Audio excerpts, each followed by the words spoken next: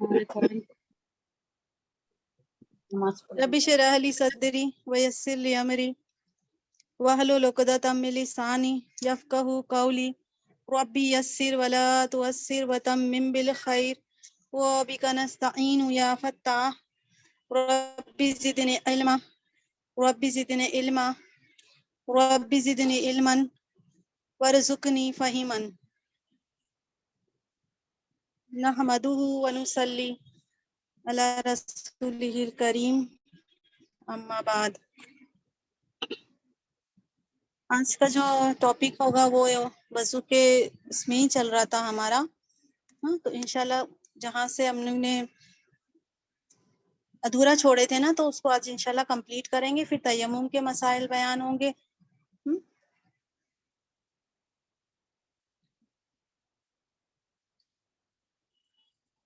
چکنائی والی چیز کھانے کے بعد کلی کرنا چاہیے. حضرت عبداللہ بن عباس رضی اللہ تعالیٰ عنہ سے روایت ہے کہ رسول اللہ صلی اللہ علیہ وسلم نے دودھ پیا اور کلی کی، پھر فرمایا اس میں چکناہٹ ہے. اسے بخاری اور مسلم نے روایت کیا ہے. یہ دودھ وغیرہ اگر پی لیں تو پھر اس کے بعد بھی کرنی چاہیے نماز پڑھنا ہو تو. مزی خارج ہونے سے وضو ٹوٹ جاتا ہے. حضرت علی رضی اللہ تعالیٰ عنہ سے روایت ہے کہ میں نے نبی اکرم صلی اللہ علیہ وسلم سے مزی کے بارے میں استفسار کیا تو آپ نے جواب دیا مزی جو ہے وہ خارج ہونے سے وضو کرنا چاہیے اور منی خارج ہونے سے غسل کرنا چاہیے. اسے ترمذی نے روایت کیا ہے. مزی کے بارے میں انشاءاللہ میں اور آپ لوگوں کو بتاؤں گی. 3 طریقے کے خراج ہے. ایک تو منی خارج ہو جاتی ہے تو اس سے کیا ہوتا ہے، جیسے رات میں احتلام ہو گیا تو وضو کرنا فرض ہو جاتا ہے، غسل کرنا فرض ہو جاتا ہے. لیکن دن میں اگر کسی سچویشن میں ہسبینڈ وائف بات چیت کر رہے ہیں اور پھر ڈسچارج ہوتا ہے نا تو اس کو مزی کہتے ہیں. تو وہ مزی میں کیا کرنا چاہیے کہ وہ جگہ کو دھو کر وضو کر کے نماز پڑھ سکتے ہیں. منی خارج ہونے میں اور مزی نکلنے میں فرق ہے. منی خارج ہونے کے بعد خواہش ختم ہو جاتی ہے، لیکن مزی جو خارج ہوتی ہے نا تو اس کے بعد خواہش باقی رہتی ہے، ختم نہیں ہوتی ہے. اور ایک ہوتا ہے وائٹ ڈسچارج، تو اس کے لیے بھی یہ بتایا گیا ہے احادیث میں کہ وائٹ ڈسچارج ہوتا ہے تو ہر نماز کے پہلے اس کا دھیان رکھا جائے اور شرمگاہ کو دھو کر کپڑے میں اگر لگا ہوا ہے تو وہ کپڑا بھی دھو لیں یا دوسرا چینج کر لیں اور وضو بنا کے پھر نماز پڑھ سکتے ہیں. مستقل بیماری کی وجہ سے مکمل پاکیزگی ممکن نہ ہو تو اسی حالت میں نماز ادا کرنی چاہیے. مستقل بیماری، بہت زیادہ انسان بیمار ہے اور پاکیزگی پہ قابو نہیں کر سکتا. یعنی کسی کو کیا ہوتا ہے کہ بڑھاپے میں ایسی حالت ہو جاتی ہے کہ پیشاب کے تھوڑے تھوڑے قطرے جاری ہو جاتے ہیں. تو کوشش تو یہی کرے کہ وہ ہر نماز کے ٹائم کیا کرے، کپڑا بدل لے اور دوسرا کپڑا چینج کر کے نماز پڑھ لے. البتہ ایسی صورت میں ہر نماز کے لیے نیا وضو کریں.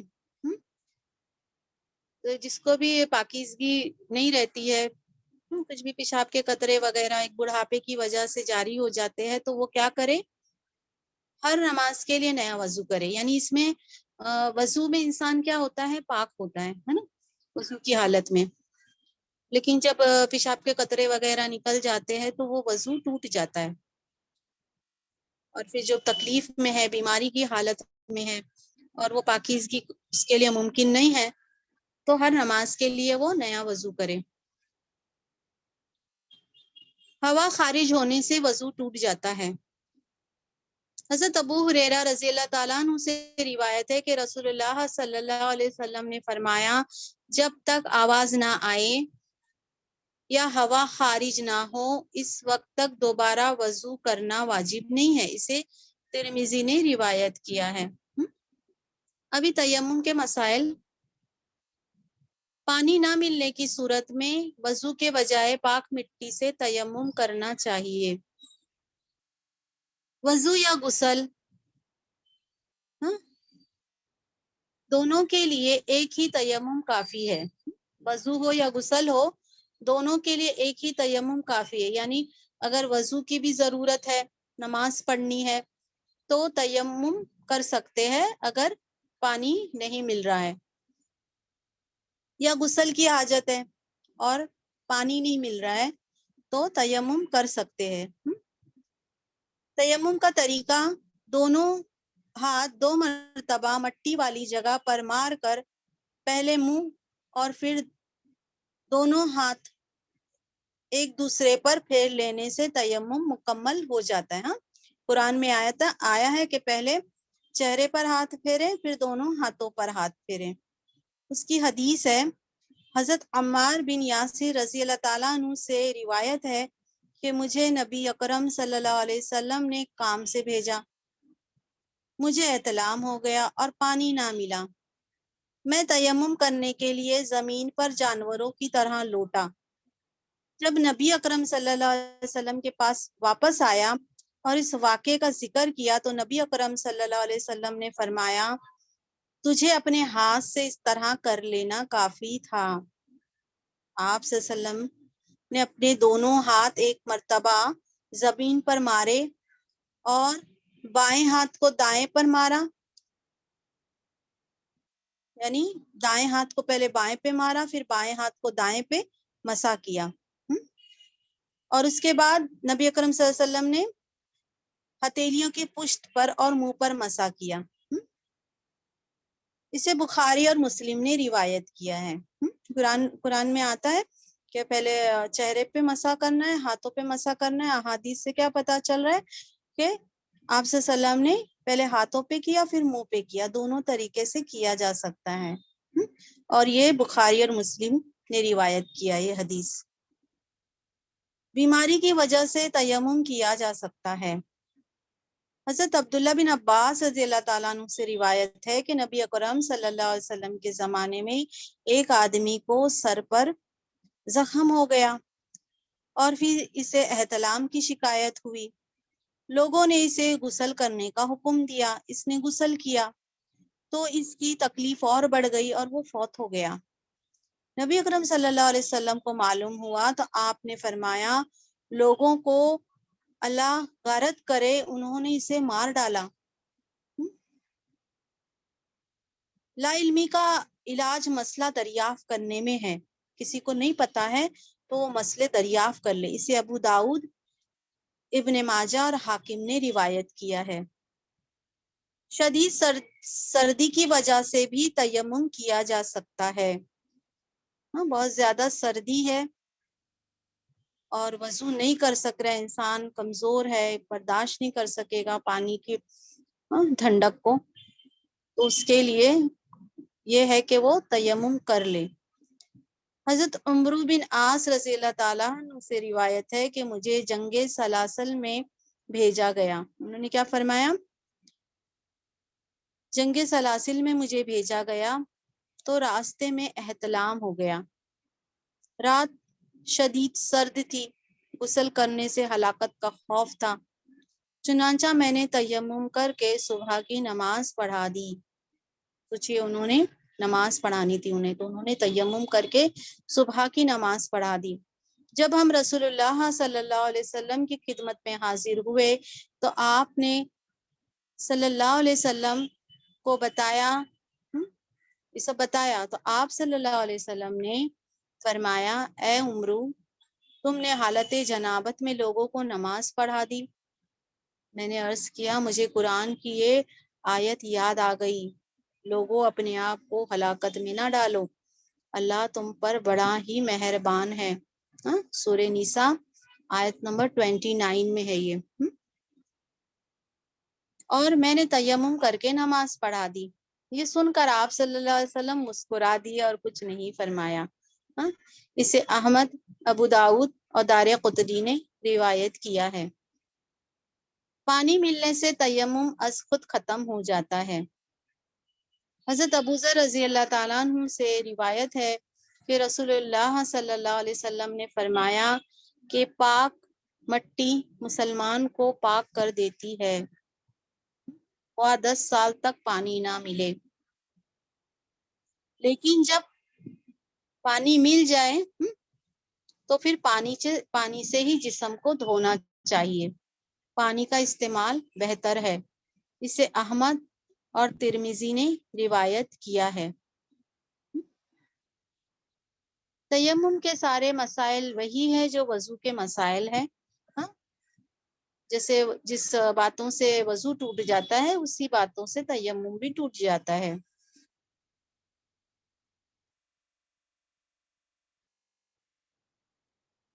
مسلمان مردوں اور عورتوں کو 40 دن سے زیادہ ناخن بڑھانا منع ہے.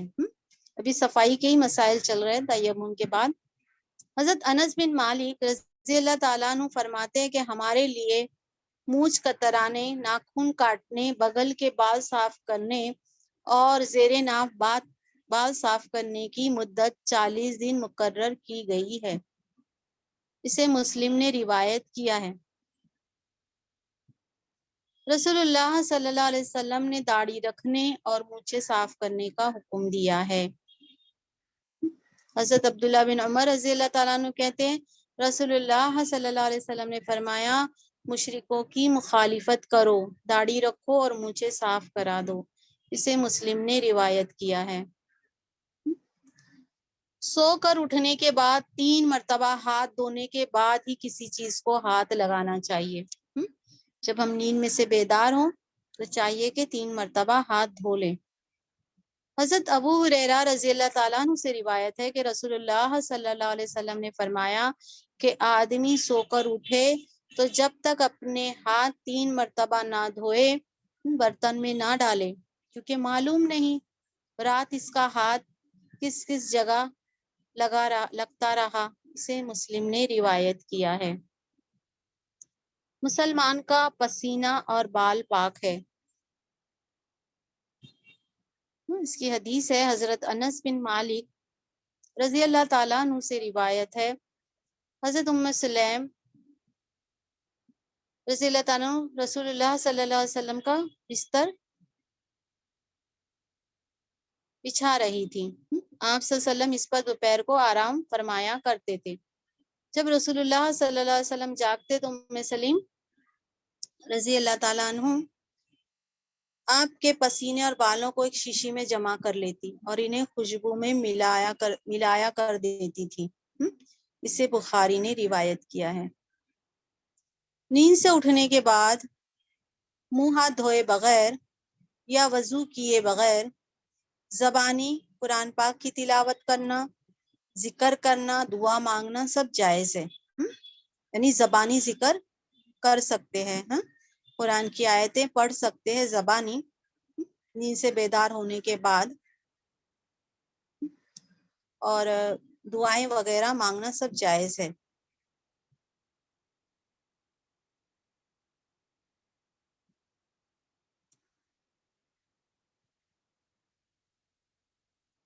سر کا کچھ حصہ مونڈنا اور کچھ حصہ چھوڑ دینا منع ہے. حضرت عبداللہ بن عمر رضی اللہ تعالیٰ عنہ سے روایت ہے کہ میں نے نبی اکرم صلی اللہ علیہ وسلم کو قضا سے منع فرماتے ہوئے سنا ہے. حضرت نافع رضی اللہ تعالیٰ عنہ سے پوچھا گیا قضا کیا ہے؟ قاف زا عین ہے قضا. انہوں نے کہا کہ بچے کے سر کا ایک حصہ منڈوا دینا اور ایک حصہ چھوڑ دینا. اسے آپ صلی اللہ علیہ وسلم نے منع فرمایا ہے اور اسے بخاری اور مسلم نے روایت کیا ہے. ابھی حیض کے مسائل دیکھ لیتے ہیں.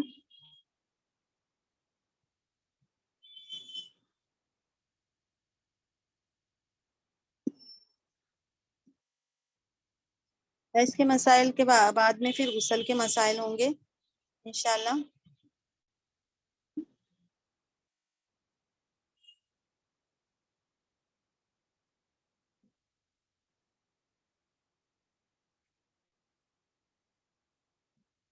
جی،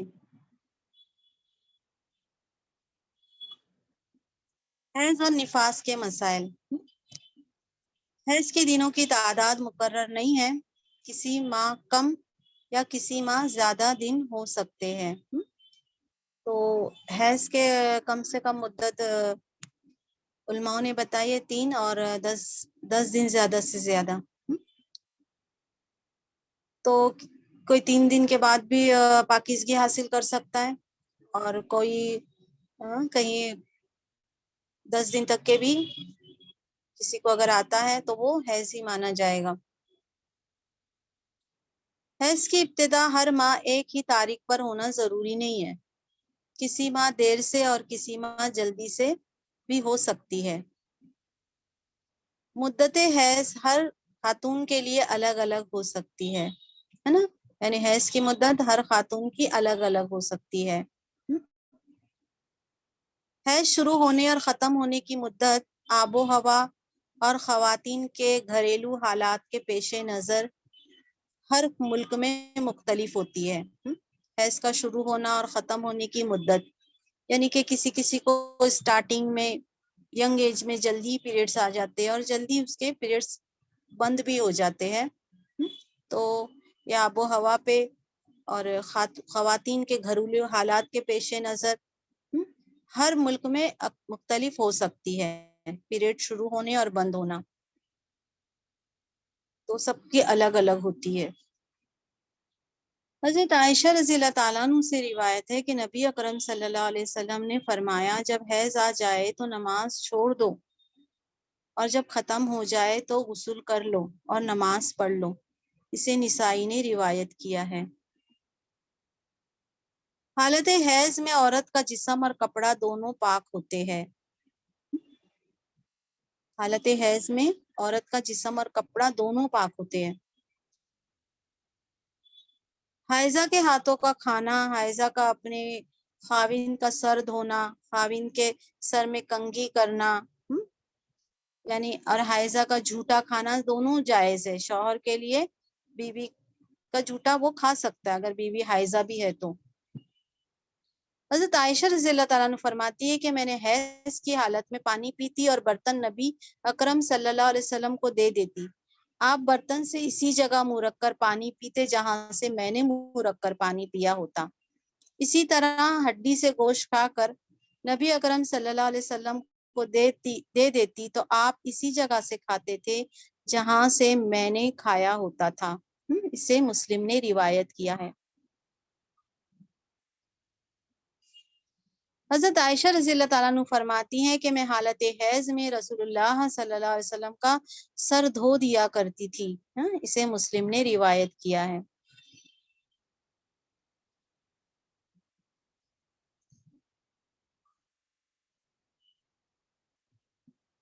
حالت حیض میں عورت سے نفرت کرنا یا کھانے پینے کا علیحدہ اہتمام کرنا ناجائز ہے، اور حائضہ سے صحبت کرنا منع ہے.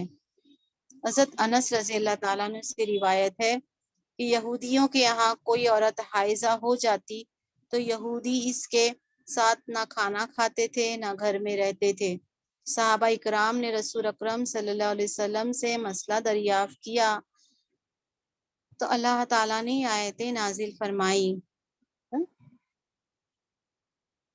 کہ آپ سے لوگ حیض کے بارے میں مسئلہ دریافت کرتے ہیں تو ان سے کہہ دیجئے کہ وہ ایک بیماری کی حالت ہے، لہٰذا اس میں عورتوں سے علیحدہ رہیں.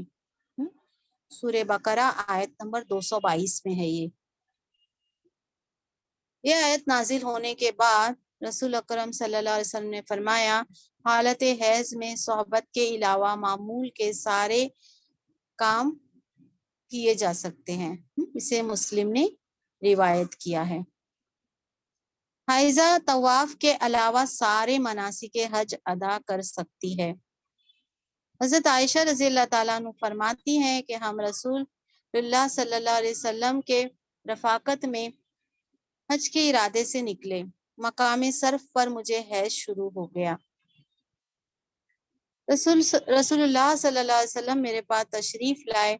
میں اس وقت رو رہی تھی. آپ صلی اللہ علیہ وسلم نے پوچھا کیا بات ہے؟ میں نے عرض کیا اگر میں اس سال حج کا ارادہ نہ کرتی تو اچھا ہوتا. حضور صلی اللہ علیہ وسلم نے فرمایا شاید تمہیں حیض آیا ہے. میں نے عرض کیا ہاں. آپ صلی اللہ علیہ وسلم نے فرمایا یہ ایک ایسی چیز ہے جو اللہ تعالیٰ نے آدم علیہ السلام کی بیٹیوں میں لکھ دی ہے. لہٰذا جب تک پاک نہ ہو جاؤ بیت اللہ شریف کا طواف مت کرو، باقی سارے مناسک حج ادا کرتی رہو۔ ہاں، اسے بخاری نے روایت کیا ہے۔ کنکری وغیرہ مار سکتے ہیں۔ حائضہ نماز پڑھ سکتی ہے، نہ ہی روزے رکھ سکتی ہے۔ حیض شروع ہوتے ہی روزہ ختم ہو جاتا ہے، خواہ سورج غروب ہونے میں ایک لمحہ پہلے ہی کیوں نہ ہو حیض آیا ہو۔ ہاں، یعنی سورج کے غروب ہونے سے ایک لمحہ پہلے ہی اگر حیض آ گیا تو وہ روزہ ختم ہو جائے گا۔ حیض کی وجہ سے روزہ ختم ہونے کے بعد کھانا پینا جائز ہے، البتہ اس روزے کی قضا واجب ہوگی۔ یعنی حیض کی وجہ سے اگر سورج غروب ہونے کے تھوڑی دیر پہلے اگر حیض آ گیا تو اس دن کا روزہ قضا کرنی پڑے گی، اور جب حیض آ گیا تو پھر کھانا پینا دونوں جائز ہے۔ حائضہ کے لیے روزے کی قضا ہے، نماز کی قضا نہیں ہے۔ ابو سعید خدری رضی اللہ تعالیٰ عنہ کہتے ہیں نبی اکرم صلی اللہ علیہ وسلم نے فرمایا کہ ایسا نہیں ہے کہ جب عورت کو حیض آئے تو وہ نہ نماز پڑھ سکتی ہے نہ روزے رکھ سکتی ہے۔ ہم نے کہا ہاں، تو آپ نے فرمایا عورتوں کے دین میں کمی کی وجہ یہی ہے۔ اسے بخاری نے روایت کیا ہے، یعنی کہ یہ کمی ہے تو اس کا ازالہ کیا جا سکتا ہے نا، نفل نمازوں کے ذریعے، ذکر اذکار کے ذریعے۔ یہ کوئی نقص نہیں ہے۔ ہاں، جو آپ سے سر میں فرمایا دین میں کمی ہے تو یہ کوئی عیب نہیں ہے کہ بعض عورتیں خود کی تحقیر کر رہی ہوتی ہے تو ایسی کوئی بات نہیں ہے۔ جو نماز نہیں پڑھ سکتی ہے حیض کی حالت میں تو بعد میں نوافل وغیرہ کا اچھے سے اہتمام کرے۔ اگر کوئی عورت رمضان میں فجر کی اذان سے پہلے حیض سے پاک ہو جائے اور غسل کا وقت نہ ہو تو پہلے روزہ رکھ لے، بعد میں غسل کر سکتی ہے۔ حضرت ابو بکر بن عبد الرحمن رضی اللہ تعالیٰ عنہ سے روایت ہے کہ میں اپنے والد کے ساتھ حضرت عائشہ رضی اللہ تعالیٰ عنہ کی خدمت میں حاضر ہوا۔ سوال جواب جاننے کے لیے وہ حاضر ہوئے تھے۔ حضرت عائشہ رضی اللہ تعالیٰ عنہ نے فرمایا کہ میں گواہی دیتی ہوں کہ رسول اللہ صلی اللہ علیہ وسلم احتلام کی وجہ سے نہیں بلکہ جماع کی وجہ سے حالت جنابت میں صبح کرتے اور پھر غسل کیے بغیر روزہ رکھتے۔ اس کے بعد ہم دونوں حضرت ام سلمہ رضی اللہ تعالیٰ عنہ کی خدمت میں حاضر ہوئے تو انہوں نے بھی ایسا ہی فرمایا۔ یعنی مسئلے دریافت کر رہے تھے حضرت ابو بکر بن عبد الرحمن، حضرت عائشہ رضی اللہ تعالیٰ عنہ کے پاس پہلے گئی یہی مسئلہ دریافت کرنے، پھر حضرت ام سلمہ رضی اللہ تعالیٰ عنہ کے پاس گئے یہی مسئلہ دریافت کرنے تو انہوں نے یہی فرمایا کہ کیا کرے، پہلے روزہ رکھ لے بعد میں غسل کر سکتے ہیں۔ کپڑے پر حیض کے خون کا داغ لگ جائے تو اتنی جگہ دھو کر اسی کپڑے میں نماز ادا کی جا سکتی ہے۔ حضرت عائشہ رضی اللہ تعالیٰ عنہ فرماتی ہے کہ جب ہم میں سے کسی کے کپڑے حیض کے خون سے آلودہ ہو جاتے تو غسل کے بعد ہم جو کپڑے ہیں لگ جاتے ہیں کبھی اپنے پجامے وغیرہ میں تو اس کو اچھی طریقے سے دھو لیں گے تو وہ کپڑا پھر یوز کر سکتے ہیں۔ پھر اس جگہ کیا کرتے ہم خون کپڑے سے کھرچ ڈالتی، پھر وہ جگہ پانی سے دھو ڈالتی اور سارے کپڑے پر پانی چھڑک کر اس میں نماز پڑھ لیتی تھی۔ حائضہ کے لیے مسجد میں ٹھہرنا جائز نہیں ہے، البتہ وہ گزر سکتی ہے مسجد سے۔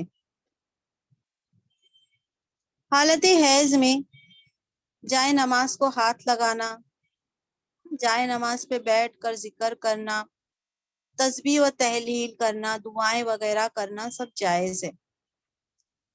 حضرت عائشہ رضی اللہ تعالیٰ عنہ سے روایت ہے کہ رسول اللہ صلی اللہ علیہ وسلم نے مجھے مسجد میں جائے نماز لانے کا حکم دیا۔ میں نے عرض کیا میں تو حالت حیض میں ہوں۔ آپ صلی اللہ علیہ وسلم نے ارشاد فرمایا حیض تیرے ہاتھوں میں تو نہیں ہے نا؟ اسے مسلم نے روایت کیا ہے۔ حضرت ام عطیہ رضی اللہ تعالیٰ عنہ سے روایت ہے کہ رسول اللہ صلی اللہ علیہ وسلم نے حکم دیا کہ دونوں عیدوں کے دن ہم حیض والی اور پردہ نشین تمام عورتوں کو عیدگاہ میں لے آئیں تاکہ وہ مسلمانوں کے ساتھ نماز عید اور دعا میں شرکت کریں۔ البتہ حیض والی عورتیں نماز نہیں پڑھیں لیکن وہ دعا میں شرکت کر لیں۔ اسے بخاری اور مسلم نے روایت کیا ہے۔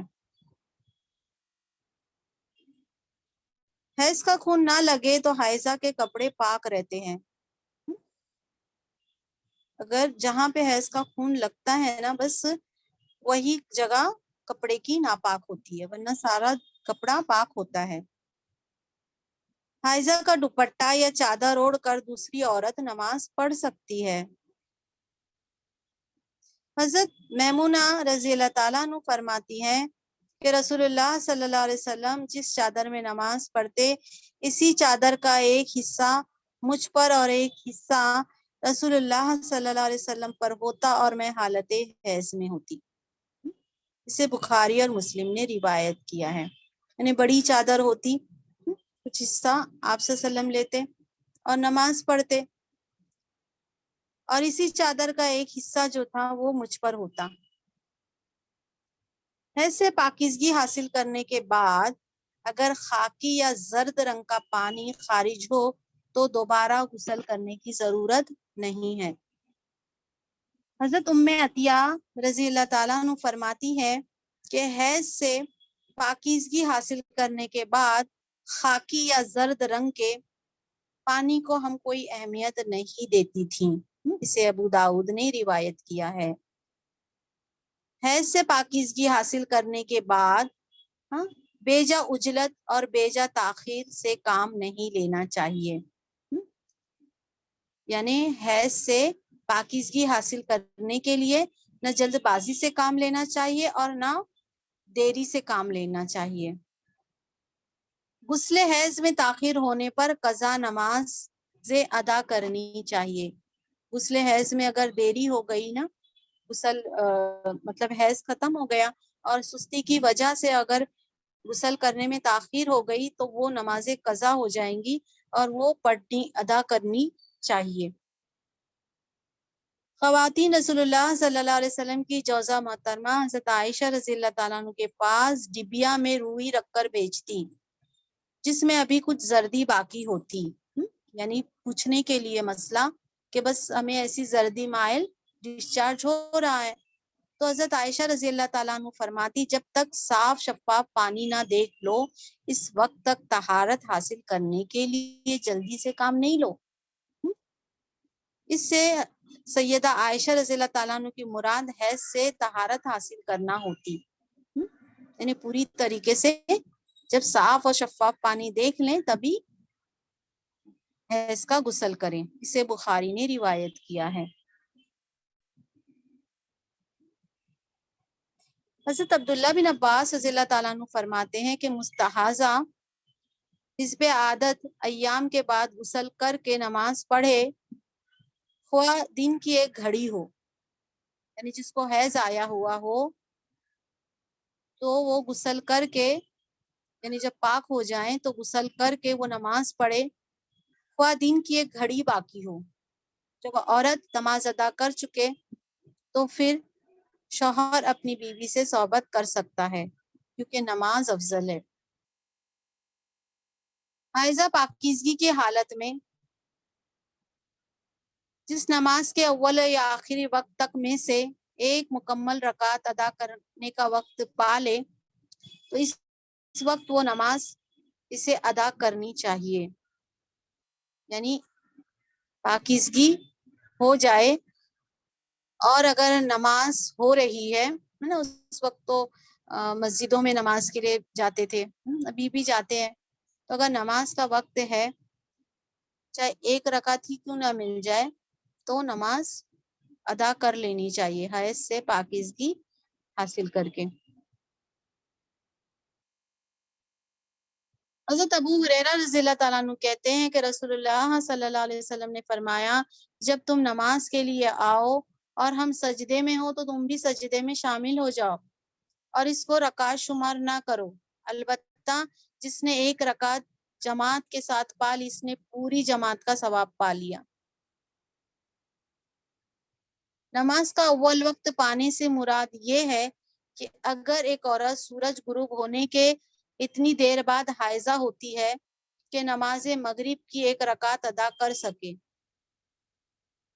یعنی کہ ایک رکعت اس کو مل سکتی ہے اور اس نے نماز کے لیے دیری کر دی، اسے حیض ختم ہونے کے بعد اسے نماز مغرب کی قضا ادا کرنی چاہیے۔ آخری وقت پانے سے مراد یہ ہے کہ اگر ایک عورت سورج طلوع ہونے سے اتنی دیر پہلے پاک ہوتی ہے کہ وہ نماز فجر کی ایک رکعت پڑھ سکے تو اسے وہ نماز فجر ادا کرنی چاہیے۔ آپا ٹائم جی ہاں، اب انشاءاللہ آگے کے جو مسائل ہیں حیض کے چلیں گے اور پھر انشاءاللہ استحاضہ کے، پھر اس کے بعد انشاءاللہ غسل کے مسائل بیان ہوں گے۔ سبحان ربک رب العزت عما یصفون وسلام علی المرسلین والحمد للہ رب العالمین۔